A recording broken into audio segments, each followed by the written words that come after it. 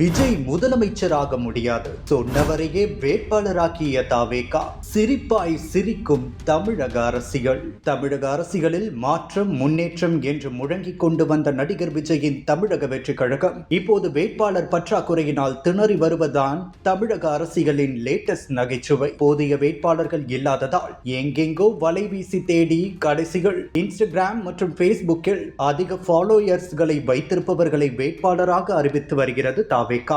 இதற்கு ஒரு சிறந்த உதாரணம் தான் கோயம்புத்தூர் கவுண்டன்பாளையம் தொகுதியின் வேட்பாளர் ஜோசியர் கனிமொழி. வேடிக்கை என்னவென்றால், இதே கனிமொழி கடந்த ஆண்டு கொடுத்த பேட்டி ஒன்றில் 2026 விஜய் முதலமைச்சராக வாய்ப்பே இல்லை என்று அடித்து சொல்லியிருந்தார். தன்னை முதலமைச்சராக முடியாது என்று சொன்ன ஒருவரையே இன்று தன் கட்சி வேட்பாளராக விஜய் அறிவித்திருப்பது அவரின் அரசியல் முதிர்ச்சியின்மையையே காட்டுகின்றது. இன்ஸ்டாகிராமில் லைக்ஸ் போடுபவர்கள் எல்லாம் தேர்தலிலும் ஓட்டு போடுவார்கள் என்று விஜய் நம்புவது ஒரு முட்டாள்தனமான கற்பனை இல்லையா? கொள்கை இல்லை, கோட்பாடு இல்லை. நேற்று ஒரு கட்சியில் இருப்பவர்கள் இன்று தாவேகாவில் இணைந்து நாளை வேட்பாளராக அறிவிக்கப்படுகின்றனர். கார் டிரைவரின் மகன் முதல் கண்டபடி ஆட்களை சேர்த்து கட்சி நடத்துவதுதான் விஜயின் புதிய அரசியல் மாடலா? சினிமா புகழை வைத்து மட்டுமே ஆட்சியை பிடித்து விடலாம் என்ற விஜயின் இந்த கண்மூடித்தனமான மூட நம்பிக்கை 2026 தேர்தலில் அவருக்கு ஒரு பெரிய அரசியல் பாடத்தை கற்பிக்கும்.